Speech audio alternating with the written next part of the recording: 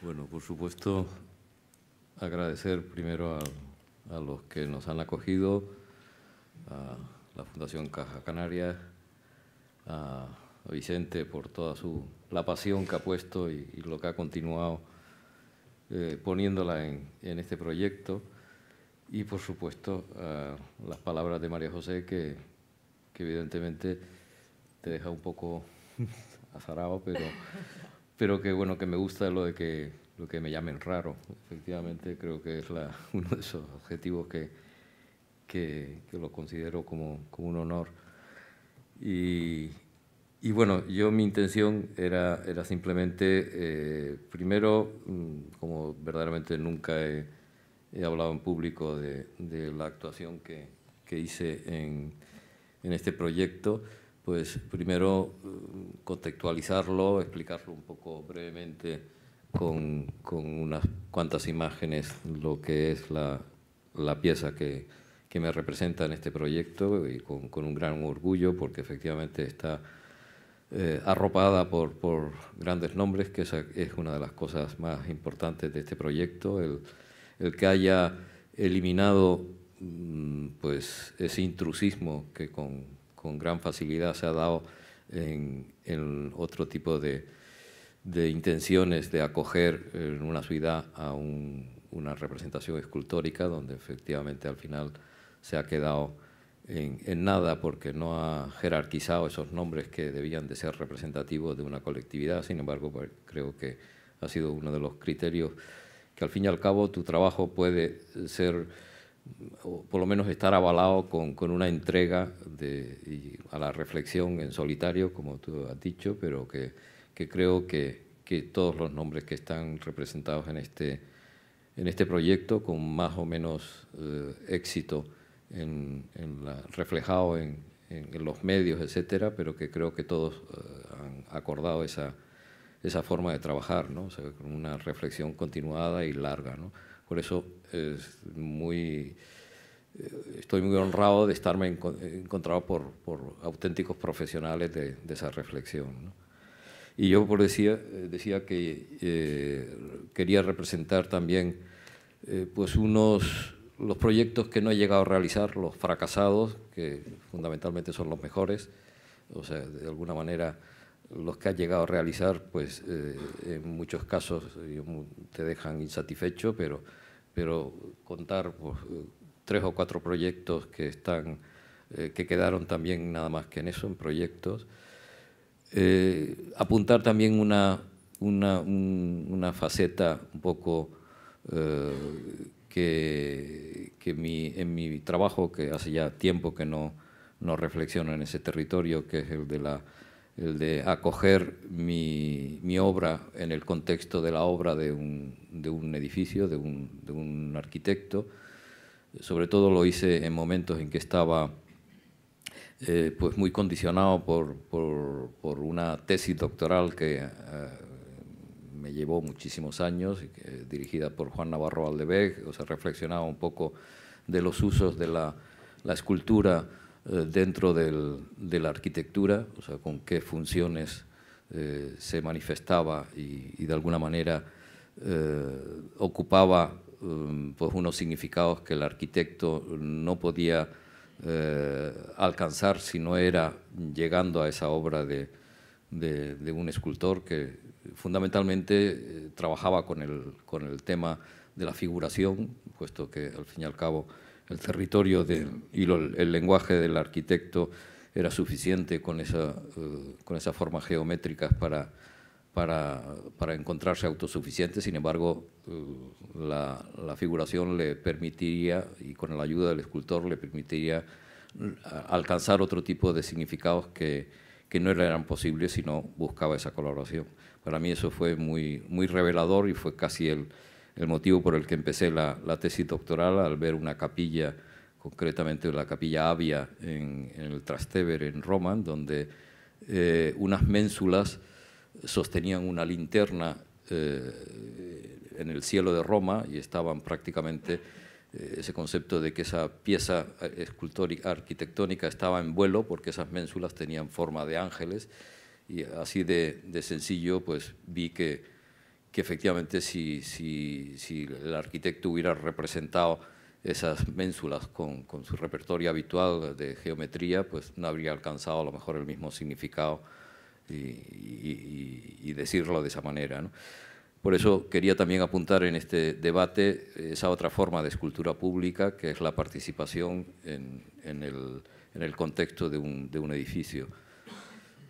Jaume pues, ha hecho efectivamente lo que para mí son una de esas funciones, la presentación, la función del guardián, por ejemplo, en el edificio, que es quizás una de esas funciones más ancestrales que la escultura ha recogido dentro de la arquitectura, y son muchos escultores que han trabajado prácticamente en ese territorio, en el guardián, en la presentación, en la defensa, con conceptos que están nada más que arropados en ese momento. Pero hay otros territorios dentro del edificio que son quizás también para pensar. Y por último, pues bueno, pues hablar muy brevemente también de la obra que dejas en el taller y que, como bien decía María José, para mí es la gran lección de Brancusi, ese pequeño taller en el que trabajo, en el que trabajo también mucho observándola con la fotografía, pues esas escenas que se producen dentro del taller y que al fin y al cabo es donde mejor se defiende tu propia escultura, ¿no? Bueno, si queréis pasamos a, no sé cómo vamos. Bueno, efectivamente en la obra el relato de un equilibrio, comentaba antes que pertenece también a un contexto en donde me obsesionaba esa presencia de distintas soluciones a lo largo de la historia de la escultura, o sea, de cómo Praxíteles o cómo Bernini o cómo Houdon, o nombres que iban haciendo ese recorrido a través de un movimiento casi de un mismo personaje, incluso donde estaban situados sin una cronología. Fue un punto, prácticamente el punto de partida de la pieza que nace en un proyecto en Bechbel, en un chateau de Burdeos, donde trabajaba con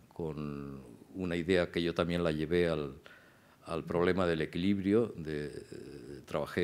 Podíamos elegir en aquel inmenso palacio en donde efectivamente acababa sintiéndote como Tintín en Mulisan, o sea, era prácticamente un chateau con esas mismas características, y elegí un borde en donde el jardín inglés se convertía en jardín francés. Ahí actué, o sea, con esta serie de imágenes que son las que prácticamente en otra versión se trasladan a la pieza que está aquí representada en la Avenida Naga. Siempre mi idea era efectivamente situar un gran peso en el cuerpo hasta depositarlo en el suelo, y obras que seguí haciendo sobre esa misma idea estaban en el taller, como era esta otra que yo le llamaba las piedras, o sea, partiendo un poco de una definición que en aquellos tiempos me encantaba, como de forma poética definía Leonardo el peso, la atracción de la fuerza de la gravedad, diciendo que es el inmenso deseo de volver que tienen las piedras al ser tiradas hacia el cielo. Con esas ideas pues trabajé durante mucho tiempo y resolví muchas de las series con las que me contextualizaba de alguna manera la representación que está aquí en la Avenida Naga.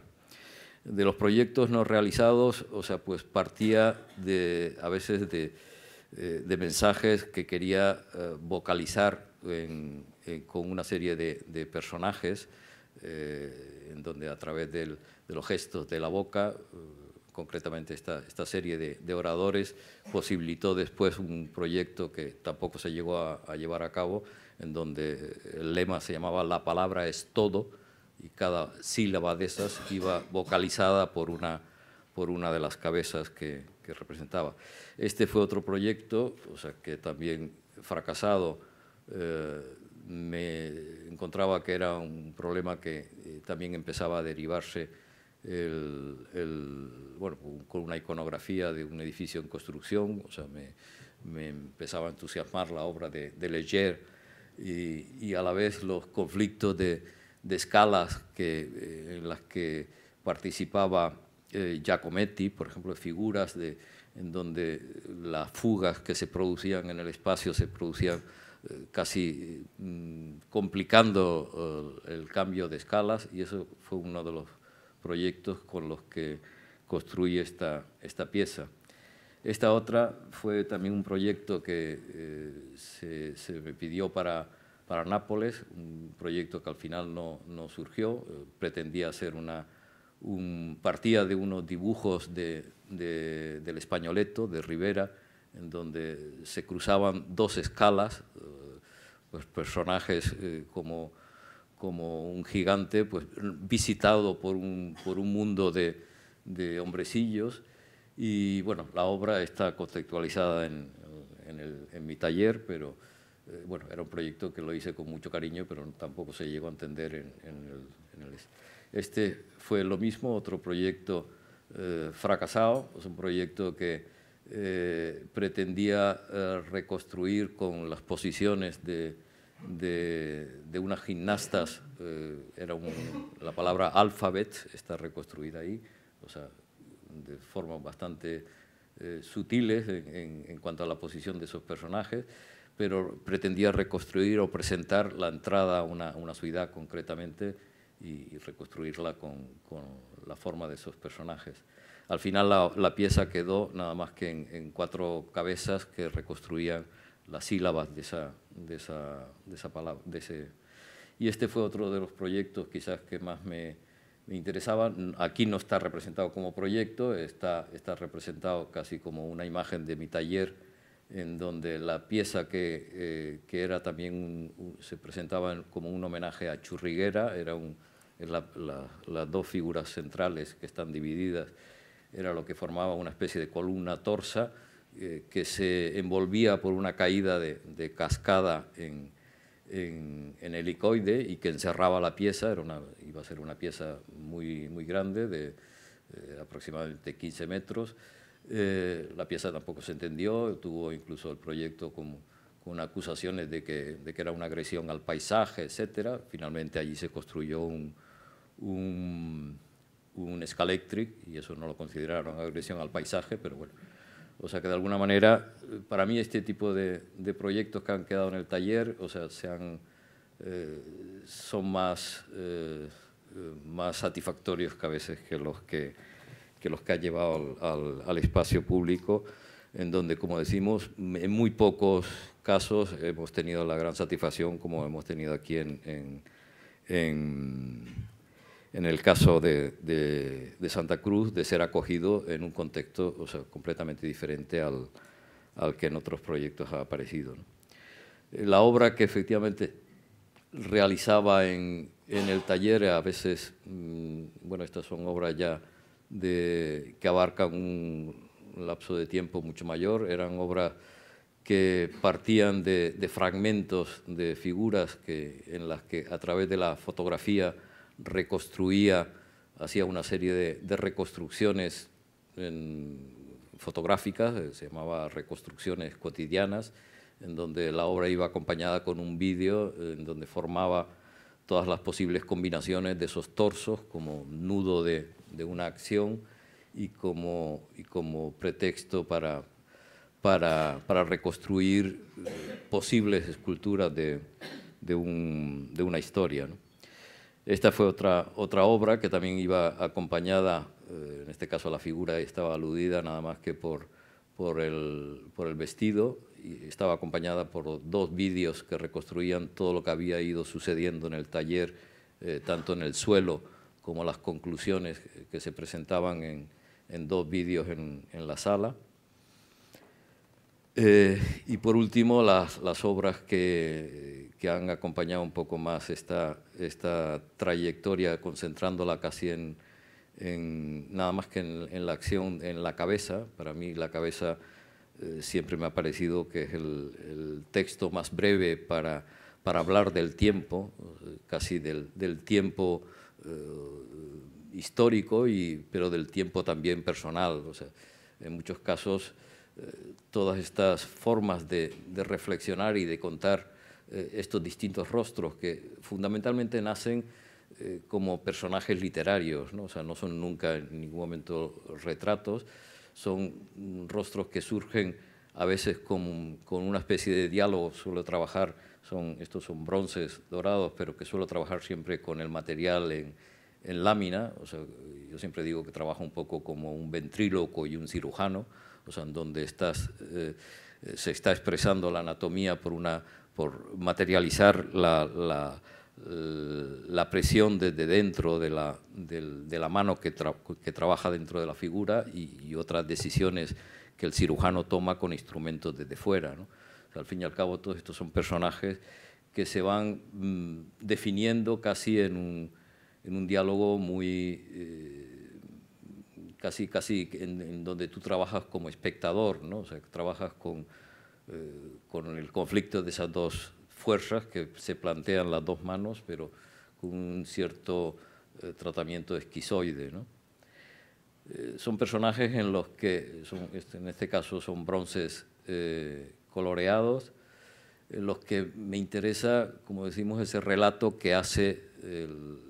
la propia piel de la persona, pues a través de los accidentes que van ocurriendo en esas arrugas, de los accidentes de ese granito que sale en un determinado momento, etc., ¿no? Estos son todos los últimos personajes que plantean una reflexión de la figura ya mucho más concentrada en el rostro que en la... Y por último, como digo también de forma muy breve, presentar un poco los planteamientos que se han acordado con el lenguaje de otros arquitectos, pero efectivamente para apoyar puntos de partida que el arquitecto no alcanza a veces con su lenguaje de formas abstractas, ¿no? Ese concepto de la affordance que tienen todos en la mente a veces la superficie del arquitecto, que no alcanzan sino cuando aparecen los elementos figurativos, ¿no? En el caso del auditorio Alfredo Kraus, en donde casi el autor Óscar Tusquets me permitió de una forma muy libre llegar a actuar en todos los territorios que había ido descubriendo a través de esa tesis, de los capítulos de esa tesis, desde la clave al elemento de coronación, etc. En esta, aunque parece una imagen muy casual, pero me divertía la verdad es que me van a perdonar, pero casi todas las fotografías son... Yo descuido mucho la fotografía de la obra terminada, me interesa mucho más la obra fotografiada en el taller. Yo siempre digo que tengo un poco el complejo de Pigmalión, en donde estás observando las escenas que esas mismas formas o esas mismas piezas están creando en el taller. Sin embargo, he trabajado y quiero presentar esto nada más que con fotografías ajenas, son fotografías cogidas de internet, pero me sorprendía, por ejemplo, el ver una persona que se encontraba tan identificado con esta pieza, que hablaba ya de un icono, y que había incluso confeccionado esas tres propuestas de fondo de escritorio. O sea, me halagaba muchísimo, y es un momento en donde me interesa mucho de la escultura pública, cuando desaparece el autor y aparece la pieza casi con una autonomía anónima y acaba identificándose con la gente que se entusiasma de esta manera, ¿no? O sea, ofertaba poner esta pieza como fondo de pantalla a una serie de usuarios de Internet, ¿no? Y digo que en esta pieza, en la obra que he ido realizando en toda lo mismo, digo de esta fotografía no es mía, pertenece a una obra realizada aquí en la puerta de la Presidencia de Gobierno. Es un fotógrafo evidentemente profesional, Jesús Mesa. Le agradezco que efectivamente haya fotografiado estas piezas